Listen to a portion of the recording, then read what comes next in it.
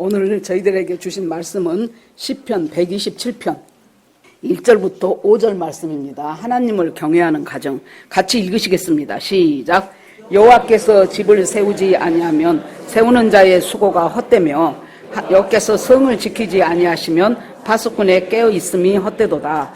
너희가 일찍이 일어나고 늦게 누우며 수고의 떡을 먹음이 헛되도다. 그러므로 여호와께서 그의 사랑하시는 자에게 잠을 주시는도다. 보라, 자식들은 여호와의 기업이요 태의 열매는 그의 상급이로다. 젊은 자의 자식은 장사의 수중의 화살 같으니 이것이 그의 화살통에 가득한 자는 복되도다. 그들이 성문에서 그들의 원수와 담판할 때에 수치를 당하지 아니하리로다. 아멘. 기도하시겠습니다. 하나님, 주님의 은혜를 감사드립니다. 저희들의 모든 일거수일투족 속에서 하나님의 손길이 닿지 않는 것이 없고 하나님의 입김이 닿지 않는 것이 없습니다. 하나님이 우리를 세우셨고 하나님이 우리를 지키시며 우리의 가정을 이루어 가신 하나님께 감사와 찬송과 영광을 올려드립니다. 하나님 아버지, 여기 있는 모두는 언젠가는 우리들이 누군가의 자녀였으며 이제는 또 누군가의 부모가 되었고 이제는 또 그 자녀들이 자라서 누군가의 부모가 되어가는 하나님 생명의 연결성 속에서 저희들이 살아갑니다. 가장 중요한 것이 바로 하나님의 말씀이 나를 인도하고 그 말씀의 통치를 받는 삶이 인생을 가장 성경적으로 살 수 있는 것을 날마다 깨닫고 그렇게 살아가는 저희 모두가 되기를 원합니다. 하나님 앞에 모두 올려드리고 예수님 이름으로 기도드렸습니다. 아멘. 아기가 엄마 뱃속에서 응애하고 태어나면서 가장 기초 단위인 가정이라는 공동체의 일원이 되는 것이지요. 이 아이가 이제 점점 자랍니다. 그러면은 부모가 있고 형제가 있고 조금 더 범위를 넓히면 이모가 있고 삼촌이 있고 이런 속에서 우리가 어떤 가장 기초적인 단위가 바로 가정이라는 단위인데 국가마다요. 그 국가 국민들이 느끼고 있는 자기 국민으로서 살아가는 데 있어서 위험지수를 조사를 한다고 합니다. 그러면 제일 위험지수가 제일 높은 것을 100으로 잡는데 그때가 언제냐? 전쟁 중인 나라. 언제 죽을지 언제 목숨이 어떻게 될 줄 모르는 가장 불안하고 가장 두려운 상태 그때를 위기지수를 100으로 잡으면 보통 선진국들이 20에서 25 정도 된답니다. 그런데 우리나라는 위기지수를 조사를 해봤더니 67로 나와요.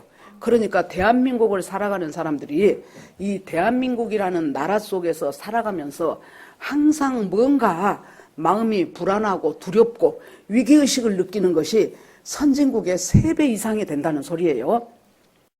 그러면 무엇 때문에 당신들은 위기감을 느낍니까? 하고 이제 항목을 조사를 하면은 얼른 생각할 때는 우리가 북한의 북핵 위협이라든가 전쟁의 위협 때문에 가장 위기감을 느끼지 않을까라고 생각을 하는데 그것은 두 번째랍니다. 첫 번째 위기감을 느끼는 것이 뭐냐? 가정의 해체랍니다.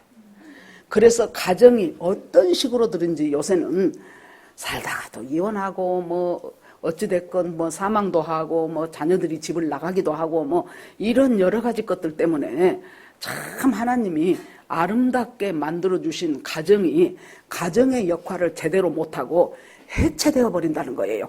그것이 우리나라의 제일 위기지수가 67이나 되는 그것의 1등 항목이었다는 것을 제가 어디서 읽었습니다. 그러면 여러분 구세군 딸랑딸랑 성탄 때 하는 구세군 있죠. 그 구세군의 창시자였던 윌리엄 부스가 무슨 말을 했냐 그러면은 사탄이 우리 자식들에게 죄를 가르치기 전에 우리가 먼저 하나님을 가르쳐야 한다. 그래서 모든 기초와 터전이 하나님으로부터 이 가정이 온전하게 자라가야 된다는 것을 얘기를 하죠. 아이로 있을 때 우리가 하나님의 말씀을 잘 가르쳐라. 마땅히 알 바를 가르쳐라. 그리하면 그 아이가 늙어서도 그것을 떠나지 아니하리라. 잠언에 나오는 말씀이지요. 그러면서 오늘의 이 127편을 보니까 여호와께서 집을 세우지 아니하시면 세우는 자의 수고가 헛되고 여호와께서 성을 지키지 아니하시면 파수꾼의 경성함이 허사로다 그랬어요. 그 다음에 아침 일찍 일어나서부터 수고하고 저녁 늦게까지 수고하고 그 수고의 떡을 먹는 그것이 헛되다. 한 절 반 사이에 헛되다라는 말이 3번이나 나온단 말이에요. 이거 혹시 전도서 아니요? 그런데 여기서 127편 바로 옆에 솔로몬의 시, 곧 성전에 올라가는 노래 그렇게 적혀졌어요. 그러면은 이것이 솔로몬이 지은 시인가 보다 이렇게 생각이 되지요. 킹제임스 버전을 보니까 솔로몬을 위한 시 그렇게 됐어요. 솔로몬을 위하여 누군가가 솔로몬을 위해서 지어준 시다는 거예요. 그러면 솔로몬을 위해서 누군가 이 교훈적인 시를 줄 수 있는 사람이 누구겠습니까? 솔로몬의 아버지인 다윗이겠죠. 그러면 다윗이 자기 아들 솔로몬을 위해서 자기가 저 밑바닥에 있는 그 목동으로부터 시작해서 전체의 왕이 되기까지, 그러니까 제일 밑에서 제일 위까지 모든 부귀, 영화, 권세 다 살아봤죠. 그리고 나서 이 아들에게 해주고 싶은 말이 뭐예요? 아들아, 여호와께서 집을 세우지 않으면 모든 것이 허사더라. 여호와께서 성을 지켜주지 않으면 다윗 때는 굉장히 나라가 하나님이 축복해 주셔서 나라가 부강하고 국력이 강하고 온 주변에 있는 나라들이 다윗한테 조공을 바치고 막 이랬던 거예요. 그런데도 다윗이 자기 인생에 자기의 교훈을 가르쳐주고 싶은 자기 아들 솔로몬에게 하나님이 세우지 않으면 모든 것은 헛것이더라. 하나님이 지키지 않으면 모든 것은 다 허물어지는 헛것이 되더라. 이 말씀을 정말로 이 아들한테 들려주고 유언처럼 들려주고 싶었던 그 시편의 말씀을 바로 하나님께서 성경에 기록하게 하셨지요. 그래서 시편 127편 성전에 올라가는 노래 그랬어요. 이스라엘은 6월절, 오순절, 초막절 3대 명절이 되면은 20세 이상의 남자들은 전부 예루살렘 성전으로 가서 성전에서 하나님 앞에 예배를 드리는 것이 마땅한 바였어요. 그러니까 이 사람들이 예루살렘을 향해서 올라가는 수많은 사람들, 바깥에서 살고 있는 디아스포라 유대인 할 것 없이 계속해서, 그 전에 저희가 그 신학교 다닐 때 우리 교수님 얘기를 들었더니 자기가 이 절기 때요 진짜 이스라엘 예루살렘을 가보니까 놀랬다는 거예요. 이 사람들은 모세의 토라를 조그만 아기 때부터 가르치잖아요. 그래가지고는 다 외워 시편 150편을 다 외워 이 사람들은. 그래가지고 성전에 올라가면서 부르는 노래, 맥주절 때 부르는 시, 그래가지고 그 많은 사람들이 느릿하게 성전을 향하여 올라가면서 전부 히브리어로 그 시를 외우면서 소리를 맞춰서 올라가는데 너무너무 장엄하고 아주 엄청 영적인 분위기가 놀랍더라는 거예요. 그래서 그 얘기를 제가 들은 적이 있거든요. 이것이 이 사람들이 명절 때 성전에 올라가면서 부른 노래인데, 그 시와 그 말씀이 바로 다윗이 자기 아들 솔로몬을 위하여 솔로몬에게 가장 온 마음을 다하여 쏟아줬던 바로 그 시편이 127편이라는 얘기예요. 한마디로 말해서 여호와께서 집을 세우지 아니하시면, 집을 세운다는 것은 뭐예요? 주님께서 우리 모두에게 공급하신다는 거예요.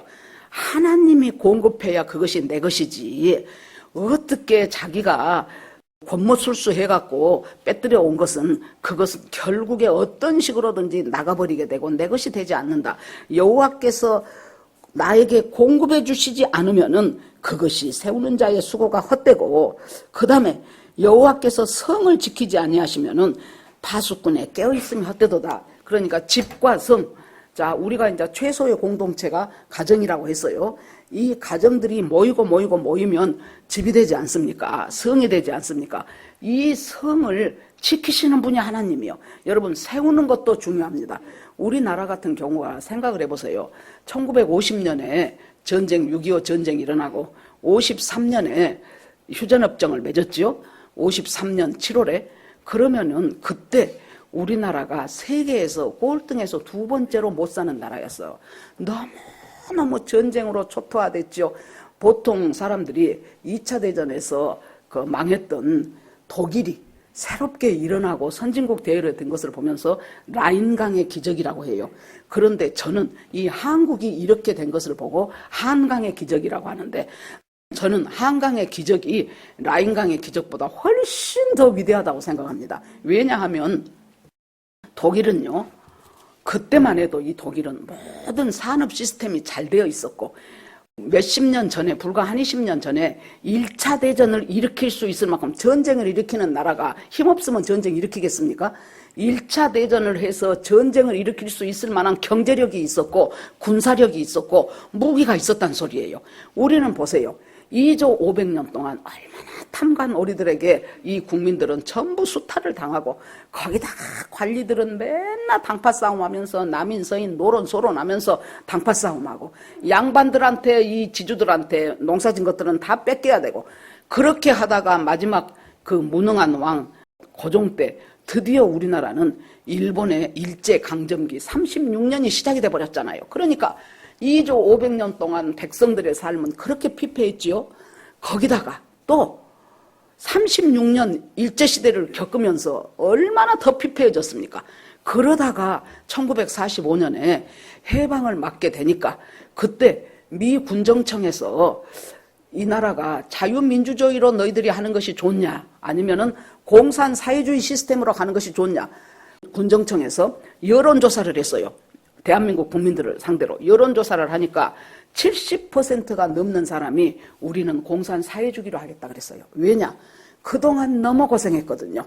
그동안 죽었다고 일해도 그거 갖다가 자기 양반들한테 바쳐야 되고 지주들한테 바쳐야 되고 그런 속에서 얼마나 한이 쌓이고 분이 쌓여서 그러므로 말미암아 이 사람들은 공평하게 산다고 하니까 다 부자 가난한 사람 상관없이 모두가 다 공평한 사회가 된다. 공평하게 잘 산다 그러니까 그때 아마 우리가 그때 태어났더라면 우리도 다 공산사회주의 하겠습니다. 그랬을 거예요. 그러는데 절대로 공산주의는 안 된다고 있는 힘을 다해서 나왔던 지도자가 바로 이승만 박사였죠. 그래서 저 북쪽에서는 가장 미운 지도자가 이 땅에 2명이에요. 첫째는 이 나라를 건국한 건국 대통령 이승만. 그 다음에 그때 우리가 북한보다 훨씬 더 어렵게 살았어요. 이 국민소득이 북한이 우리보다 2배 이상, 3배 가까이 더 높았어요. 그렇기 때문에 그 전에 제가 다녔던 그 교회에 목사님들이 이제 저 북한에서 내려온 월남하신 분들이었거든요. 그 사모님이 그러더라고요. 우리가 북한보다 훨씬 잘 산다고 이제 한참 70년, 80년대 되면서 그랬더니 거짓말 하지 말래. 자기들은 북한에 있을 때 전기 다리미로 옷을 다렸다는 거예요. 그런데 남한에 내려오니까 전기 다리미가 없고 옛날 어르신분들은 알죠. 이렇게 동그랗게 생각해서 숯불 넣어갖고 막 부채질 해가지고 그것으로 잡아 이제 옷을 치마를 다린다 그러면 어머니하고 딸하고 너 잘 잡아라 하니까 잡고 푹 물 뿌려가면서 그것으로 이렇게 다림질을 했던 북한이 어떻게 남한보다 더 못 산다는 것이 말이 되냐고. 그때 그랬다니까요. 50년, 60년대 중반까지 정도 그렇게 했었을 거예요. 그러다가 여러분 하나님이 세우지 아니하시면 내 개인과 여러분들이 그냥 이 자리에 이 나리에 여기까지 와서 살고 있다고 생각하십니까? 우리 개인의 인생도 하나님이 세우지 아니했으면 안 세워졌어요. 국가도 하나님이 세우지 않으면 안 세워졌어요. 인간들이 세운다고 세워도 그것은 허사예요. 그러니까 이제 박정희 대통령 때 와가지고 정말로 이 가난 속에서 이 나라를 한번 일으켜 세워보고 싶다. 제가 지금 우리 나이 76인데요. 제일 처음에 발령받아갔던 학교가 전라남도 저 자운군에 있는 대덕중학교라는 학교였어요. 거기를 점심시간에 그때 제 첫 월급이 3만 원이었어요. 제가 첫 월급이라 기억을 해요. 여러분 생각을 해보세요. 얼마나 많은 세월 동안에 변화가 있었는가. 그래갖고 점심시간에 우리 반 애한테 뭔 할 말이 있어가지고 교실을 갔어요. 밥 먹고. 그랬더니 그 2학년 2반이구나. 그곳으로 갔더니 막 애들이 남자애들이 도시락을 들고 흔들고 있는 거예요. 밥을 안 먹고. 쟤네들 이상하네. 왜 저렇게 애들이 흔드냐? 그러고 하나 데리고 물어봤어요. 그랬더니 도시락 반찬을 싸울 만한 것이 적당한 것이 없어갖고 밥에다가 그것도 보리가 훨씬 많은 그 밥에다가 옆구리에 고추장 한 숟갈을 넣어갖고 오더구만. 그래갖고 그 고추장이 이 도시락에 전부 이 밥에 퍼지도록 그걸 흔들고 있는 거예요. 모두가 다 50명이면 40명은 흔들고 있어. 40명은. 그때가 바로 제가 23살 때 있었던 그런 일들이에요. 그 나라가 이 가난을 면하고 어떻게 살아보려는데 일단 민족 자본이 없어. 민족 자본이 없으니 우리나라 속담에 소도 언덕이 있어야 비빈다 그랬어요. 비빌 언덕이 없는 거예요. 이 나라가 도무지 민족 자본이 없어. 그 가난한 속에서 일제 36년까지 겪어버리고 나니까 우리가 뭐 자본을 할 것이 무엇이 있습니까? 그러니까 이제 이 박정희라는 사람이 어떻게 해서든지 이 국민을 먹고 살아야 되게 할 텐데 그러고는 이제 자 여자들 아름다운 아리따운 야리야리한 처녀들이 간호사로 가고 이제 마침 그때 독일에서 모집을 했어요. 왜? 자기 나라 애들은 그 간호사 주로 시체 닦고 중환자실 대소변 받고 이런 일들을 그 17, 18 먹은 애들이 가서 했다니까요. 저 다니던 교회 목사님 딸도 나보다 한두 살 어린애인데 그거 신청해갖고 독일에 가서 그 일을 한 거예요. 그래서 갔고 남자들은 광부로 불러요. 여기서 갱도를 파면은 이 지상에서부터 몇 미터까지 그 이상 아주 깊은 막장은 독일의 광부들은 안 들어가려 그래. 그래 놓으니까 구해갖고 우리 한국 광부들이 거기를 가가지고 다 대학 나오고 막 이런 사람들이 그때 갔어요. 그래 놓으니까 이제 박정희 대통령이 유경수 여사랑 가가지고 이렇게 길을 달려가요. 그 옆에 이제 독일 총리가 있어. 그런데 이제 박 대통령이 막 그 밖을 보면서 울어. 그러니까 그 총리가 보니까 이름도 성도 잘 모르는 저 극동쪽에 있는 쬐끄만 나라 코리아, 지금은 우리가 뭐 난리가 났죠. 이 나라가. 저 코리아에 진짜 또 박 대통령이 또 이 몸도 사이즈도 왜소해. 162cm인가 밖에 안 돼. 왜소한 남자가 대통령이라고 와갖고 착착 울었으니까. 그러니까 왜 우십니까? 그랬더니 우리나라는 언제 이 나라처럼 잘 사는 나라가 돼볼 수 있을까? 우리나라도 언제 좀 당신네 나라처럼 잘 살아볼까? 그 생각을 하니까 내가 눈물이 납니다. 그랬더니 그 총리가 내가 한 가지 가르쳐 줄 텐데 고속도로를 놓으시오. 이것이 지금 아우토반인데 아우토반 여러분 다 알지요? 고속도로를 놔가지고 물동량을 빨리 옮길 수 있고 이리저리 할 수 있어야 나라의 동맥처럼 이것이 나라가 살아간다. 그러니까 고속도로를 놔야 된다. 길을 닦으시오. 그러니까 이제 박정희 대통령이 그래야 되겠구나 하는데 문제는 자본이 한두 푼 듭니까? 우리 집 앞에 세면만 하나 바르려다도 돈이 얼마가 드는데 그래 놓으니까 이제 이 돈을 이제 어디서 좀 빌려야 되겠는데 독일한테 이제 몇만 마르크를 빌려주라 그러니까 빌려줄 도리가 있나? 담보가 있어야지. 우리 가난한 사람이 와갖고 나 1억만 빌려주세요. 내가 어떻게 해서든지 갚을게요. 그럼 우리가 빌려주겠냐고요. 네 담보를 해라. 하다못해 네 집이라도 담보를 해야 내가 빌려주겠다. 그러지 않겠습니까? 그렇게 해가지고 또 어디 가서 그래서 담보할 것이 무엇이 있습니까? 간호사들 거기 왔던 간호사들 월급 광부로 왔던 그 광부 월급 그것을 담보로 해가지고 그래가지고 돈을 뭐 몇만 마르크를 빌린 거예요. 그것이 이제 시드머니가 돼가지고 고속도로를 놓는데 거기다가 이제 그것만 보태줬어요. 월남으로 가셨던 월남 파병으로 갔던 그 사람들의 월남 파병의 그 월급도 그것도 나라에서 고속도로 넣는데 집어넣고 그 외에도 여러 가지 것들 그래갖고 우리 그 시절에 보면 뭐예요? 가발 수출한다고 머리 긴 사람들 연세 드신 분들 기억나시지요? 이완임 권사님 기억나시지요? 그래갖고 그것들 머리 잘라갖고요 그거 가발 만들어갖고 미국 수출하고 하여튼 수출할 수 있는 것은 다 수출해가면서 그러면서 나라에서는 새마을 운동 일으키면서 잘 살아보세요 잘 살아보세요 우리도 한번 잘 살아보세요 하고 그 온 민족과 온 나라가 그렇게 되면서 드디어 고속도로를 온다고 할 때 지난번엔 제가 말했지요. 김대중 씨가 그때 이제 야당 그 대표들이었죠. 김대중, 김영삼 이런 사람들이 우리나라 차 전부 합해봐야 6,000대밖에 안 되는데 그 기업들, 재벌들, 돈 많은 사람들 관광댕기라고 이 쓸데없이 고속도로를 온다고 한다.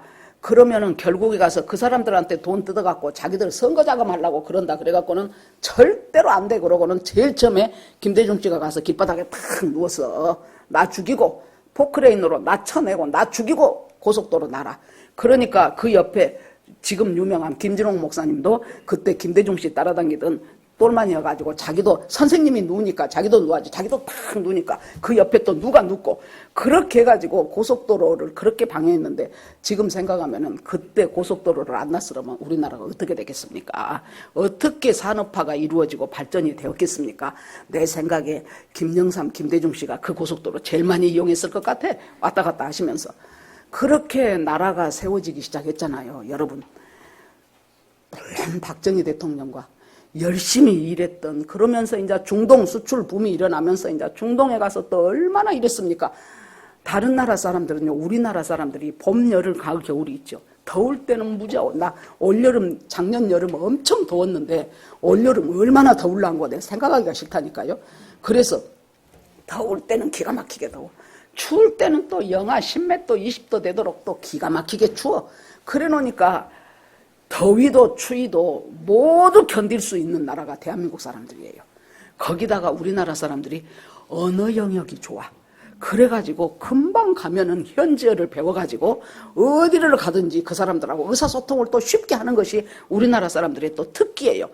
그렇게 되면서 이 나라가 점점 이제 올라오기 시작하고 놀라운 나라가 되기 시작하고 그러면서 이렇게 세워진 나라가 요새 지금 여러분 저 대통령 탄핵 12월 3일 그때부터 시작해가지고 지금에 이르기까지 요동치는 정치판을 보십시오. 우리가 그때 계엄이 안 일어났더라면 정말로 몰랐겠구나 하는 것들이 그때 보니까 아이고 세상에 정치, 경제, 사회, 문화 모든 쪽으로 하다못해 여러분 어떤 사회에서 가장 양심이라고 생각하는 데가 어딘 줄 압니까? 사법권이에요. 그 다음에는 목사님들이 있는 교회 종교권이에요. 그런데 이 두 개가 다 썩어버렸잖아요. 그래가지고 온 세상이 이렇게 되어 있는 이 나라가 그래서 한 70년 동안 세상에 우리나라가 이렇게 세워지기까지 얼마나 많은 사람들의 수고와 땀과 그것들 속에서 나라가 이렇게 되었는데 무너지기 시작하니까 지금 세워지기는 어려운데 무너지는 것은 엄청 쉬워요. 지금 이것이 어떻게 무너질지 생각하면 지금 막 아주 추락하는 것은 날개가 있다 하듯이 지금 우리가 지금 그냥 밥 먹고 사니까 몰라서 그러지 엄청난 추락을 지금 저희들이 하고 있고 이 경제는 어떻게 되며 국방과 안보와 외교는 어떻게 되며 그때 노무현 대통령 때 전부 가갖고 이제 김정은하고 쎄쎄쎄 하고 나서 그 다음에 이제 서로 피차 간에 우리가 다 이런 무기 같은 거 또 그 비무장지대에 있는 지뢰 같은 거 그런 거 다 없애고 NLL도 막 물러버리고 그렇게 해갖고 그러니까 금방 통일이 올 것 같았잖아요. 그랬는데 우리만 했어. 우리만 하고 북한은 하나도 안 없앴어. 없앤 척만 했어요. 그렇게 하고 완전히 속아 넘어간 거예요. 거기다가 지금 어떻습니까? 중국으로부터 반도체라든가 우리나라 먹거리 산업이 될 수 있는 그 기밀들은 다 빼앗겨버렸어. 거기다가 USB 갖다가 거기다 줘갖고 그 USB에 뭐 담아갖고 줬는지 아무도 몰라. 밝히지를 안 해. 그 USB를 담아서 김정은이 손에다가 딱 갖다 준 거 사진으로 다 나왔었잖아요.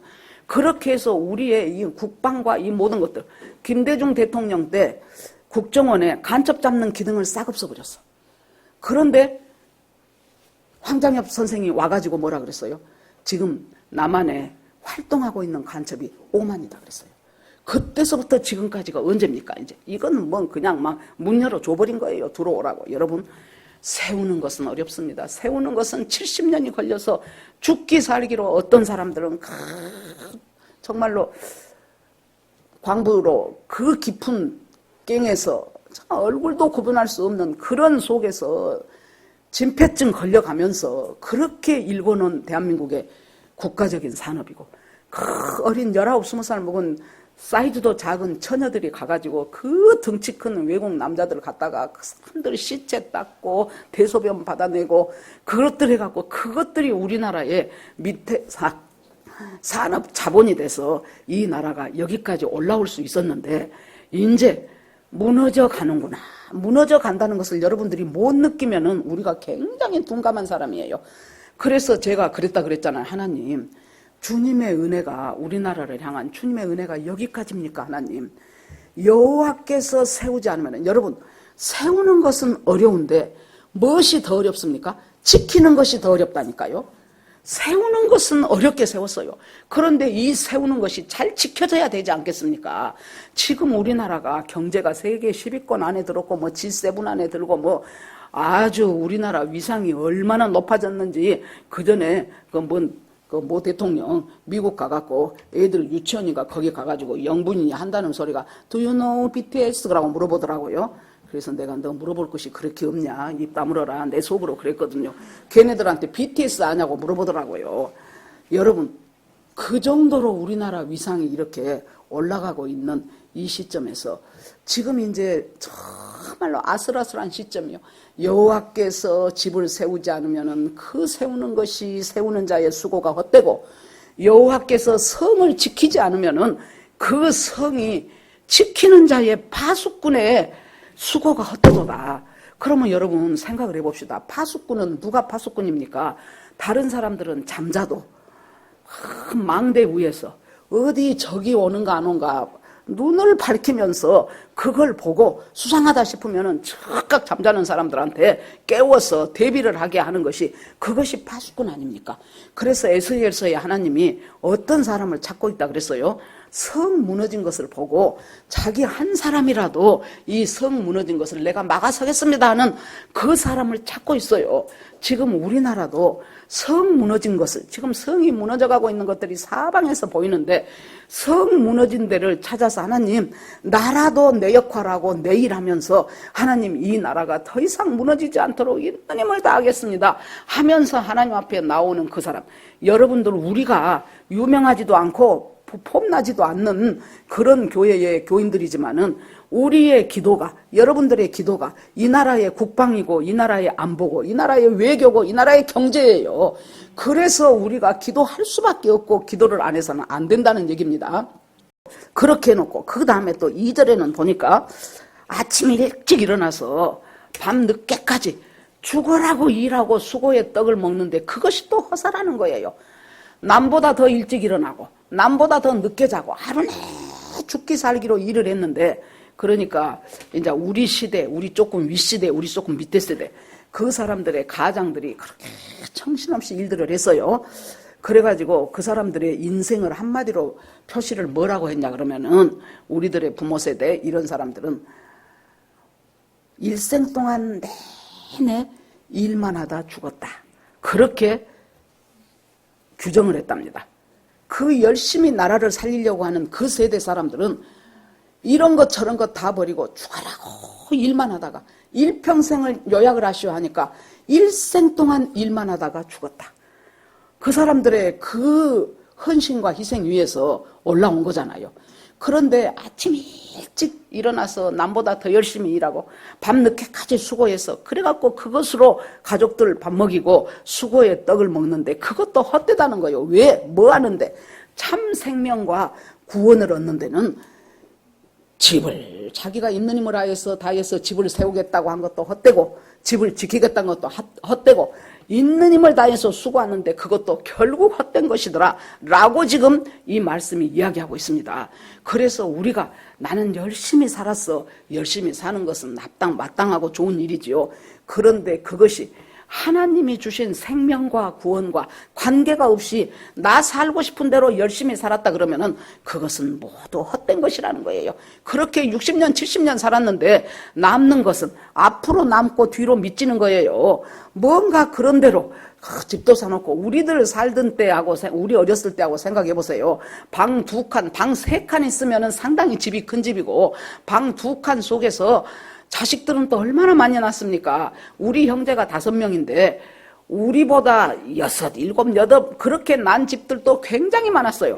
그러니까 밥 먹고 나가보면은 온 골목에 애들이 박짝박짝 해요. 그래서 여자애들은 공깃돌하고 고무줄하고 남자애들은 뭐 자치기하고 막 이런 식으로 하면서 애들이 바글바글 했잖아요. 지금은 찾아볼래야 찾아볼 수가 없는 정도로 이렇게 되어져가는 속에서 그렇게 수고하고 내 자식을 내 가족을 위해서 헌신했어도 결과적으로 남는 것은 구원하고는 아무 상관없고 참 생명과는 아무 상관없는 그것만 내 손에 남아있다면 그것은 너무도 헛되지 않냐. 이렇게 지금 솔로몬을 위하여 말씀을 주면서 그 다음에 보면은요 그 다음에는 이제 그러므로 여호와께서 그의 사랑하는 자에게 잠을 주시는도다 그랬어요.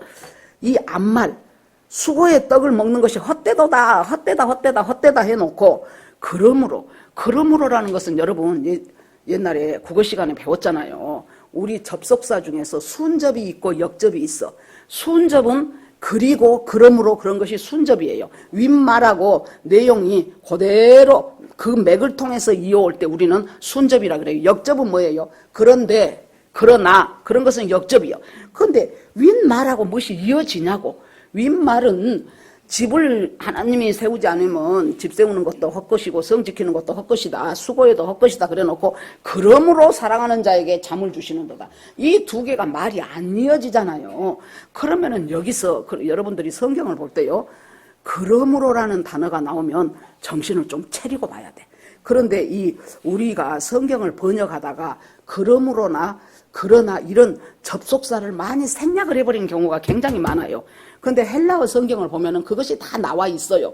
그런데 그것이 많이 생략이 돼요. 그런데 여기에서 주님이 그러므로라는 말이 나오면은 얼른 앞에서 무엇을 갖고 여기에 그러므로가 나오나 하고 한번 성경을 똑딱이 다시 봐봐야 돼요.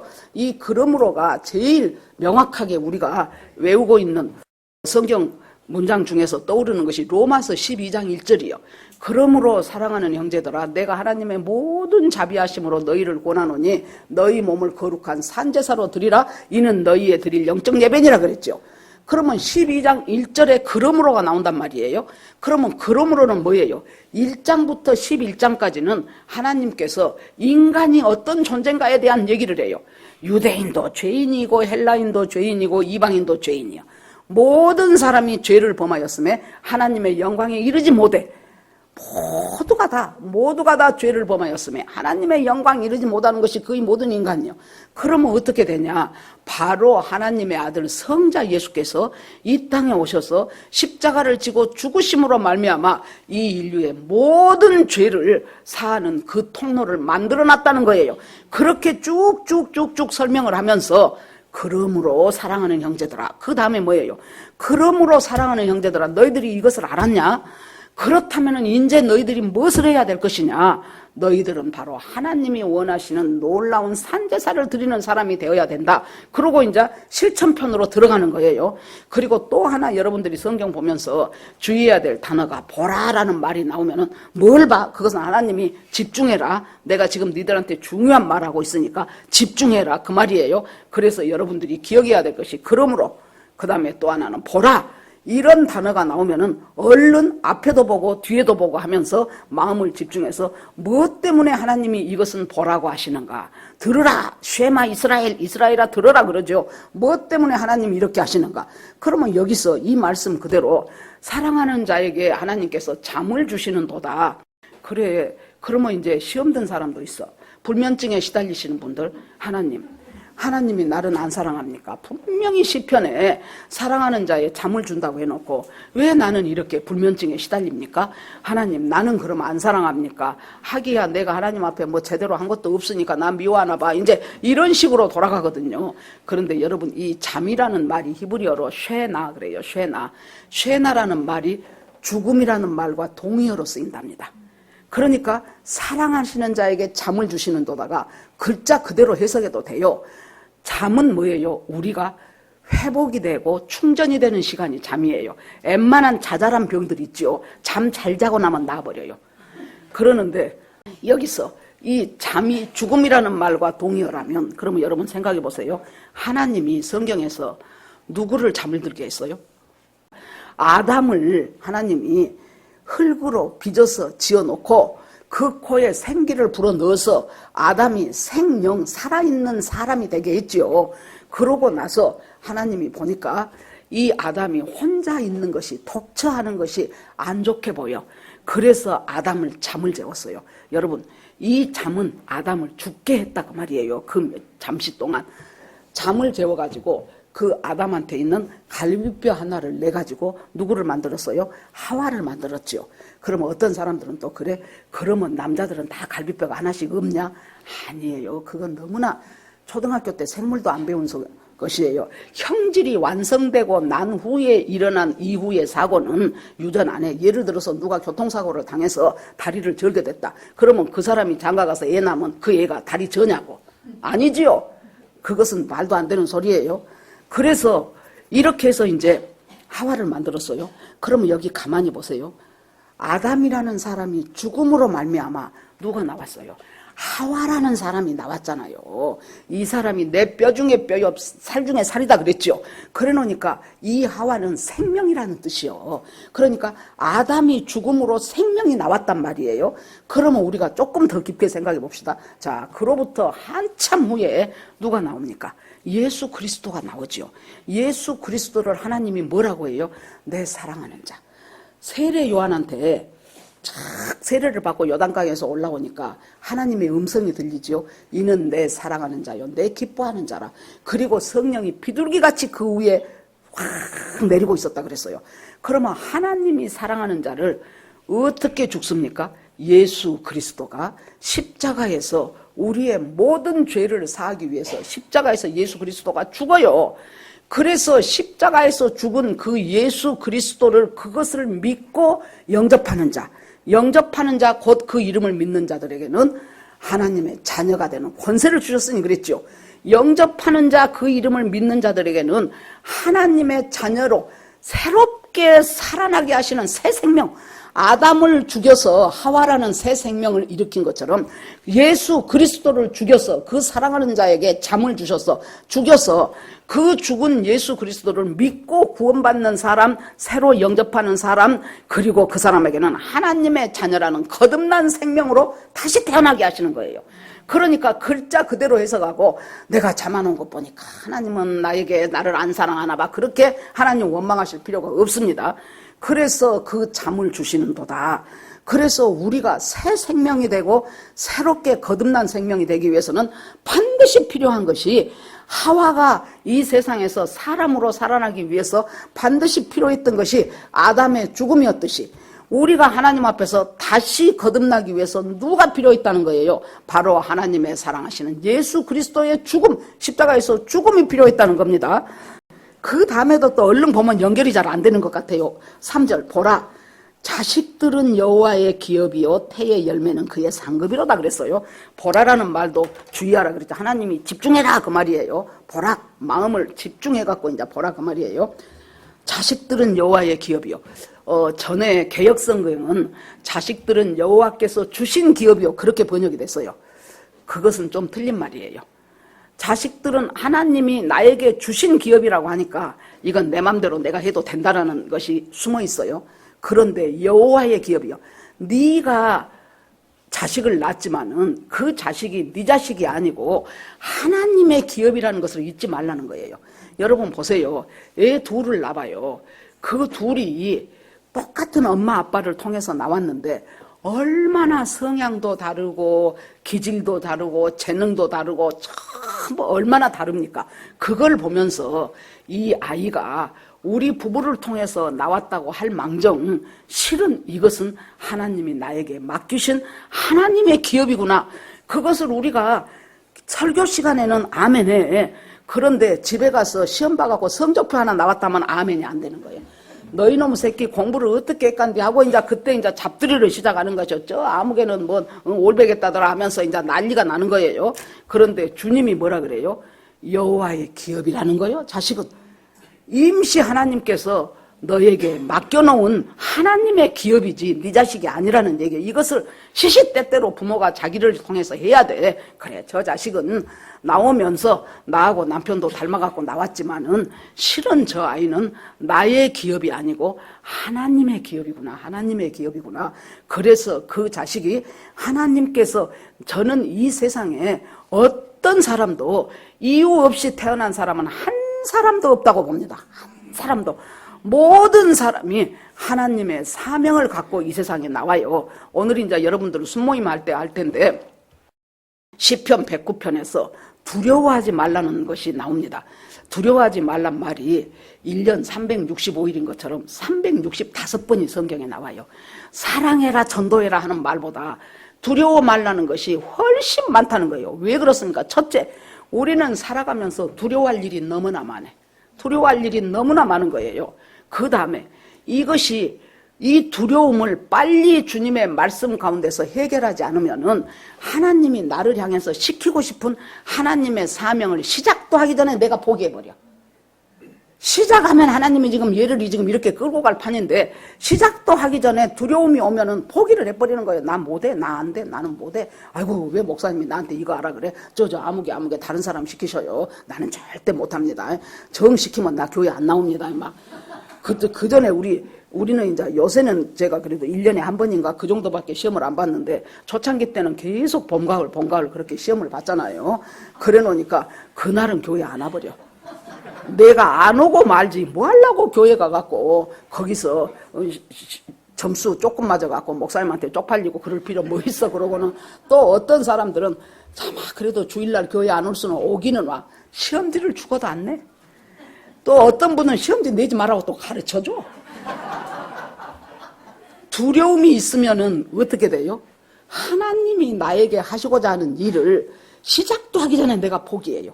그러니까 하나님께서 두려워 말라는 거예요. 두려워 말라는 거예요. 하루에도 12번씩 두려울 일들은 우리한테서 여기서 터지고 저기서 터지고 그렇게 하는데 여기서 여호와께서 너희에게 주신 자식은 네 자식이 있기 이전에 여호와의 기업이라는 거예요. 그러면 우리나라는 옛날에 지금은 안 그럽니다만은 옛날에 저 어렸을 때도 뭐 누가 아기를 낳지요. 그러면 그 집 대문 앞에다가 뭐 걸어놨던 거 생각나시지요? 예, 새끼줄에다가 아들을 낳으면 빨간 고추를 하나씩 섞어갖고 걸어놓고 딸을 낳으면 숯을 걸어놨어요. 지금 이 집에 지금 새 생명이 태어났으니 조심해주라 그거예요.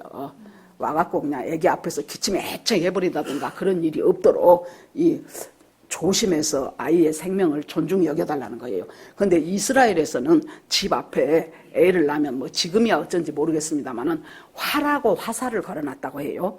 그러면 그것이 뭔 뜻인가? 이 활과 화살로 그러니까 하나님이 이 가정에 주신 자식이라는 것은 여기 그 말이 나오잖아요. 화살통에 가득히 들어있는 화살과 같다. 화살은 뭐 할 때 효과가 있습니까? 어딘가 관역을 향하여 쏘아야 되잖아요. 화살을 가만히 통에다 담아놓으면 그 화살이 자기 할 일이 없어져 버리잖아요. 더 쏘아야 돼. 여러분 죄라는 것이 하마르티아라 그랬죠? 다 알지요? 하도 여러 번 많이 해서 그 말은 관역에서 빗나가다란 말이라 그랬어요. 죄라는 것은 무엇이냐? 헌법에 법에 적혀진 것만이 죄가 아니에요. 죄라는 것은 하나님을 향하여 화살을 쏘는데 그 화살이 하나님이라는 관역을 향하여 쏘아져야 되는데 자꾸 관역에서 옆으로 간다는 거예요. 딴 데로 가요. 빗나가요. 그것이 죄예요. 죄의 원래 뿌리는 하나님을 향하여 쏘아야 될 내 인생, 하나님을 향하여 쏘아야 될 내 관심, 그 모든 것들이 그 관역을 맞춰야 되는데 잘못 맞춰갖고 엉뚱한 쪽으로 옆으로 세고 위로 세고 하면서 흘러갈 때 그것이 죄의 근본적인 거예요. 그러니까 하나님 없는 인생은 자기까지는 있는 힘을 다해서 집을 세우고 있는 힘을 다해서 성을 지키고 아침부터 저녁까지 죽을 힘을 다해서 노력하고 그러는데 실은 뭐예요? 그 관역을 향하여 쏟지 않고 엉뚱한 데를 향하여 쏘아버려. 그래서 화살과 활을 갖다가 집 앞에다 걸어놓으면서 그 상징이 뭐예요? 여기에 태어난 이 아이는 앞으로 하나님이 원하시는 인생을 살기 위해서 멀리 멀리 화살처럼 날아가야 되고 멀리 멀리 그 활의 역할을 잘해야 되는 그 애가 태어났습니다. 앞으로 계속해서 이 아이를 통하여 그 다음 또 미래가 있고 그 다음 또 미래가 있고 앞으로 영원히 더 하다가 드디어 우리의 구원자이신 예수 그리스도가 올 수 있는 그 모든 것들을 이 자식이 태어났다는 것을 향해서 걸어놓는다는 얘기입니다. 저는 이제 이 말씀을 준비하면서 그러면 얼른 성경에서 오늘이 여호와를 경외하는 가정이 제목인데 여호와를 경외하는 가정이 누구더라 하고 생각해 보니까 사도행전 10장에 있는 고넬료 가정이 생각이 나더라고요. 이 고넬료라는 사람은 이스라엘 사람이 아니에요. 로마 사람이에요. 그래갖고 이스라엘의 관리로 100명의 사람을 다스릴 수 있는 그 관리로 군대 관리로 온 거예요. 그랬는데 이 사람이 하나님을 경외하고 이웃에게 많이 구제를 베푼다 그랬어. 많이 도와줘. 그러고 항상 기도하기를 힘썼던 사람이요. 누구와 함께? 자기 가족들과 함께. 그러니까 여러분, 이 고넬료가 예수를, 하나님을 잘 믿기 어려운 사람인 것이요. 첫째, 이스라엘 사람이 아니에요. 로마인이에요. 거기다가 높은 관리예요. 여러분, 지배국의 관리가 자기가 와서 흔들리는 피지배국의 종교를 자기 종교로 받아들인다는 것이 거의 불가능이에요. 그리스 로마 신화 보세요. 맨날 뭔 신하고 뭔 여신하고 결혼해갖고 누구를 낳고 그 다음에 뭐 어떤 신이 뭐 땅에 있는 어떤 이쁜 여자가 좋아갖고 와갖고 그러다가 뭐 명을 어기고 뭐 하여튼 만들어 놓은 그리스 로마 신화 얼마나 많아. 한마디로 다 신교요. 모든 것이 신이요. 애굽에 있을 때는 나일강도 신이고 무슨 뭐 달도 신이고 해도 신이고 신이 한두 개가 아니었어요. 당연하게 받아들였어요. 그 사람들은. 그런데 그 다신교 문화 속에서 살던 로마의 고급 관리가 가난하고 자기들의 피지배국인 이스라엘에 와서 그 사람들이 믿는 종교를 자기가 믿고 그 하나님을 경외하면서 자기 가족들 다 믿게 만들고 그러면서 그 가난한 이웃을 향해서 구제를 많이 했다고 나와. 많이 구제를 했는데 항상 하나님 앞에 기도를 그렇게 또 열심히 했다는 거예요. 그러다가 어느 날 이제 제9시 기도 시간에 오후 3시예요. 이 사람이 또 이렇게 정해놓고 또 기도를 해요. 갑자기 천사가 나타나갖고 당신이 하나님을 경외하고 당신이 열심히 이웃을 향하여 구제를 베푸는 그것을 하나님이 다 보고 계셨다. 그래서 당신의 구제와 당신이 열심히 기도하는 그 기도가 하나님 앞에 상달되었다. 그러니 지금 저 요빠라는 곳에 가면은 베드로라는 사람이 저 피장 시몬의 집에서 있는데 그 사람한테 가서 그 사람을 모시고 와라. 그러고 천사가 사라졌어요. 그러니까 고넬료가 하인을 보내가지고 저 요빠에 가서 베드로라는 사람이 시몬의 집에 있다는데 그 사람을 가서 데리고 와라. 한편 베드로는 이제 또 여전히 하나님 앞에 기도하면서 점심때가 가까이 됐어요. 그랬더니 하나님이 큰 보자기에다가 이스라엘 백성들은 정결한 식품, 부정한 식품 다 하나님이 레위기에 정해줬잖아요. 그런데 막 부정한 새, 정결한 새가 막 섞어져 가지고 그 동물들이 있는데 거기서 주님이 뭐라고 말씀하셔요? 이것들을 잡아먹으라 그래. 아이고 하나님, 나는 지금까지 율법대로 사느라고 부정한 동물은 절대로 나는 안 먹었습니다. 그러니까 하나님이 잡아먹으라는 것이 3번이나 똑같은 일이 있고 나서 그리고 그 환상이 없어졌죠. 그러니까 이제 베드로는 도대체 이것이 뭐여 하고 있는데 딱 타이밍을 맞춰서 우리는 저 백부장이 보낸 아무아무 하는 사람입니다. 당신을 모시고 오라고 했습니다. 그러니까 아하, 이것이 이 환상과 지금 연결이 되구나. 자기는 의식 속에 이방인들은 다 더러운 것들이요. 이방인들은 비록 우리를 다스리고 있지만 저것들은 지옥의 땔감들이요. 우리는 하나님의 선택된 백성이요. 이렇게 생각하고 있는데 왜 하나님이 깨끗하다고 한 것을 너는 부정하다고 하냐. 하나님이 그랬잖아요. 그래 놓으니까 그 사람이 하나님을 경외하고 그 사람이 하나님 앞에 하나님의 뜻대로 기도하면서 산다면 그 사람은 이미 하나님이 정결하다고 했는데, 그럼 우리가 이 말씀을 보면서 이미 하나님의 저 사람을 정결하다고 했음에도 불구하고 우리가 그 사람의 과거를 들추면서 아이고 그 피가 어디 가냐, 이런 식의 이딴 식의 말은 정말 하나님 앞에 어긋나는 얘기라는 것을 우리가 알아야 돼요. 아무리 내가 보기에는 저거 과거는 어쨌고 저거 엄마는 어쨌고 저거 아버지는 어쨌고 저거 불량한 것이야 뭐 빼고 컸거냐, 그런 말은 우리 속에서 하면 된대요. 하나님이 정결하게 하면 그 사람은 정결한 사람인 거예요. 그러니까 이제 베드로가 이제 그 환상을 보고 가자 그러고 가지요. 가가지고 이제 뭘 자기 집사람들을 전부 모아놨잖아요. 그래서 거기서 뭘 가르칩니까? 예수 그리스도가 누구인가? 왜 예수 그리스도는 죽어야만 했는가? 그 예수를 믿는다는 것은 어떤 것이며 믿고 나면 우리는 어떤 사람으로 우리가 바꿔져 가는가, 이것들을 이제 복음을 쭉 얘기하고 모두가 다 거기서 복음을 받아들이고 예수 믿고 구원받는 그 놀라운 일이 이루어졌어요. 이것이 뭐예요? 바로 하나님이 축복하는 가정이라는 거예요. 하나님을 경외하는 가정이에요.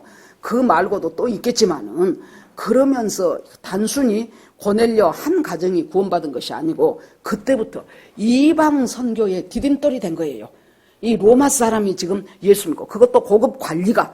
그래서 하나님께서는 우리에게 어떤 것도 우리가 주님 안에서 막아지는 것이 없어요. 걸리는 것이 없어요. 하나님은 무병광대하셔요. 어떤 곳도 하나님은 가실 수 있을 뿐만 아니라 어떤 사람도 하나님 앞에서 새 사람이 될 수 있어요. 그 전에 그 박효진 장로님이 하나님이 고치지 못할 사람은 없다 하고 이제 사형수들 그것들을 이제 사형수인데 예수 믿고 구원받은 그 이야기를 쭉 지금 아마 절판됐을 것입니다.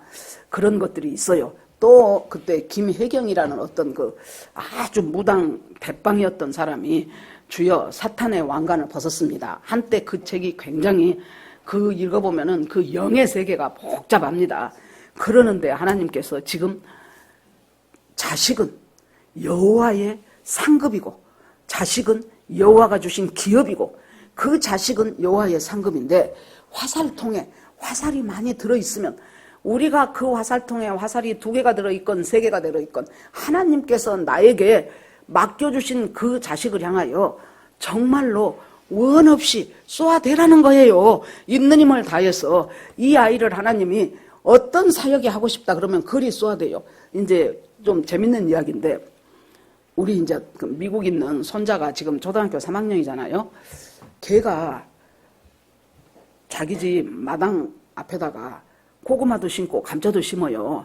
그게 웃기더라고. 요새 초등학교 2학년, 3학년이 지그집 마당 한 구덩이에다가 고구마, 감자 먹을 줄은 알지. 뭐 심겠어요?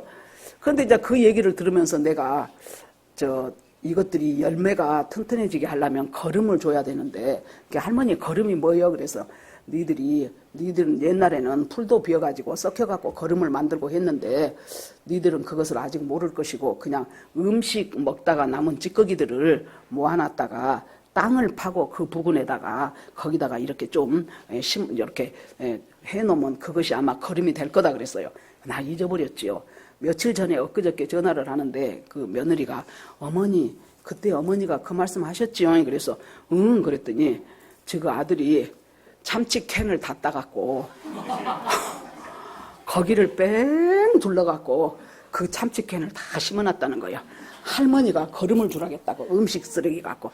그래서 내가 생각할 때 저 아이는 주님이 오시기 전까지라면 저 아이는 저쪽 길로 가는 것이 그런데 뭔가가 저 아이를 향한 하나님의 뜻이 있으시겠다 그런 생각이 들었어요. 그런데 내가 갔다가 야 요새는 의대가 인기가 좋아 그러니까 너 죽으라고 공부해갖고 전교 1등 해라 전교 1등 해라 그러면 되겠냐고. 화살은 하나님이 원하시는 방향을 향하여 나아가야 될 거 아니요. 관역을 못 맞히는 것이 죄라 그랬잖아요. 왜 부모가 있는 힘을 다해서 관역에서 비끄러지는 자식을 만드냐고요. 우리가 하나님을 믿고 하나님을 의뢰하면서 그 하나님이 원하는 관역을 향하여 내 자식을 화살을 쏘아야 되지 않겠습니까? 자, 그래서 여기에서 그 다음에 이제 5절 마지막 절입니다. 이것이 화살통에 가득한 자는 복되도다. 그들이 성문에서 그들의 원수와談판할 때 수치를 당하지 아니하리다. 아멘. 이 화살통에 가득한 자가 복이 있는데 성문에서 여러분 성문은 그 당시에 뭐 하던 곳이었어요? 그 소돔과 고모라 할 때 롯을 보세요. 그 성문에 롯이 앉아 있어. 첫째 성문은 유지들이 앉아 있는 곳이에요. 그곳은 재판하는 자리예요. 그러니까 그만큼 롯이 재판할 수 있을 만한 유지가 됐다는 얘기입니다. 그러면 거기서 재판할 수 있는 자리가 마련이 돼 있어요. 그러면 이제 사람들이 와가지고 저 사람이 내 돈을 언제까지 사용한다고 해놓고 지금 1년이 돼도 안 주는데 사용료를 내라고 하니까 저 사람이 안 된다고 하고 배째라고 하는데 그걸 판결해 주시오. 이렇게 하면 이제 재판을 하는 자리예요. 그런데 사탄은 우리가 하나님의 자녀로 살아가려고 하면은 기어이 태클을 걸어. 그래갖고 하나님을 향하여 송사해. 욥기 보세요.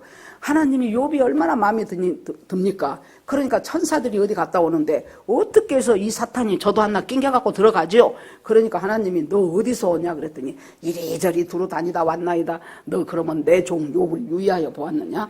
그처럼 하나님의 말씀에서 떠나지 않고 온전하고 순전한 사람을 본 일이 있냐 그랬더니 뭐라고 사탄이 대답합니까? 에이 하나님 걔가 괜히 하나님을 잘 믿겠습니까? 괜히 하나님을 경외하겠습니까? 하나님이 울타리로 다 막아서 재산도 막아주시고 자식들도 잘 되게 하시고 건강도 주시고 그러니까 저것이 하나님을 섬기지 뭐 지가 그냥 믿음이 있어서 섬기겠습니까? 이것이 사탄이에요. 우리가요 인생 살아가면서 뭘 봐야 돼요? 누가 뭐세 잘했어? 그러면 아이고 뭐 남편도 없이 혼자 뭐 할 것이라고는 성경밖에 볼 것 더 있어? 우리 교회 팔독에서 육독에서 제가 사독으로 내렸어요. 근데 그 사람이 팔독했다 그러면 그래 김진호 목사님은 일주일에 1독씩 했다더라. 그러면서 그건 뭐 자기가 남편이 있어 뭐 자식들이 뭐 있어 죽겠다고 밥 먹고 그것이나 보는데 그것도 못해? 이것은 바로 뭐예요? 영락없이 욥을 유의하여 보았느냐? 그러면은 뭐라고 해요? 에이고 걔가 괜히 하나님을 경외하겠습니까? 하는 것하고 똑같은 짓이에요. 무엇인가가 이 속에서 누구가 잘했을 때 진심으로 기뻐하지 않고 꼭 옆에서 하나 딱 이렇게 하고 싶은 생각이 들 때는 아이고 나 봐라 이거 사탄의 역사인데 내가 넘어갈 뻔했네 하면서 하나님 제가 이렇습니다. 그러면서 하나님 붙잡아 주시옵소서.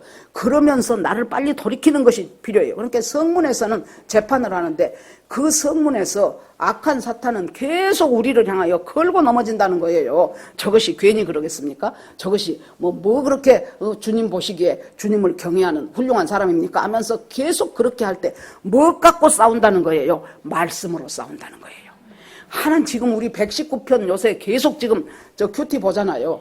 전부 하나님의 말씀은 내 은신처요 내 방패요 내 기둥이시요 나의 율법이고 율례고 증거고 뭐 이루 말할 수가 없이 엄청나요. 하여튼 이 119편은 기왕에 시작했으니까 저도 기가 막히게 이 119편을 묵상하고 또 묵상하고 묵상하고 또 묵상하고 그렇게 해야 되겠다. 이달 안에 제가 그 생각을 하고 있습니다.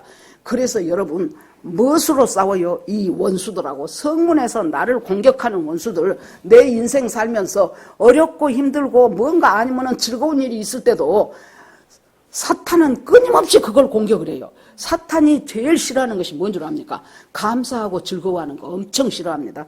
감사하고 기뻐하는 것도 엄청 싫어해요. 정말 주님이 하셨어. 정말 하나님 감사해요. 그랬는데 금방 지나고 나면 그 마음이 싹 없어졌어. 그 새에 뭐 기분 나쁜 일 하나 폭파고 들어왔어요. 그러면은 감사가 사그리 없어져요.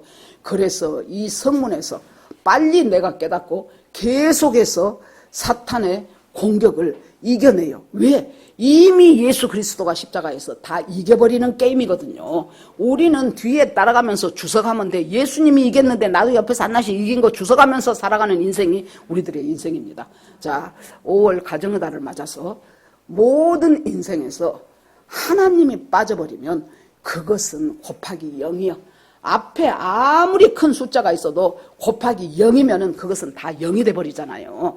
그래서 집을 세우는 것도 하나님의 세우심이 없으면은 세우는 자의 모든 것이 헛것이고 성을 지키는 것도 하나님이 안 지켜주면 헛것이고 내 인생을 이루어 나가는 그 모든 과정도 하나님께서 인도해 주지 않으면 모든 것이 헛것이야. 죽으라고 이랬는데도 안 풀려. 안 풀리고 계속해서 어려운 일들은 생겨나고 됐는가 하면은 또 뒤로 넘어지고 이런 상황 가운데서 정말로 하나님 우리가 부모라면은 우리 하나님께서 예수 그리스도의 보혈의 능력 속에서 내가 새 사람으로 되고 내 자식도 새 사람이 되고 내 손자도 새 사람이 되어서 정말로 하나님의 은혜 안에서 아름다운 진짜로 하나님을 경외하는 아름다운 가정으로 살아가기를 주의 이름으로 축원합니다. 아멘. 이 시간 주여 한번 부르고 오늘 말씀 생각하며 기도합니다. 주여 하나님 아버지 주님께서 가정을 허락하셨고 주님께서 자녀를 허락하셨으며 주님께서 우리의 집을 세우시고 우리의 국가를 세우시고 우리의 아버지 공동체를 세우시고 교회를 세우시고 하나님께서 지키지 않으면 모든 것이 허사라는 것을 다시 한번 말씀을 통해서 깨닫습니다. 우리 한 사람 한 사람의 내가 세워져야 될 내 가정에서의 나는 무엇이며 내 직장에서 나는 아버지 무엇을 세워져야 될 것이며 하나님의 손잡고 더불어 걸어가는 것이 얼마나 우리에게 큰 축복인가를 알게 하시고 깨닫게 하여 주시기를 원합니다. 하나님 이 말씀을 우리 입에서 떠나지 말게 하시고 여호와께서 세우지 않으면 세우는 자의 수고가 헛것이고 여호와께서 성을 지키지 아니하시면 파수꾼의 경성함이 허사로다. 주님이 아버지여 나를 세우시는 분이고 나를 지키시는 분이고 나의 모든 것을 이루어 가신 분임을 날마다 고백하면서 그 삶 속에서 같이 살아가는 우리 모두가 되기를 간절히 원합니다. 예수 그리스도 이름으로 기도합니다. 아멘.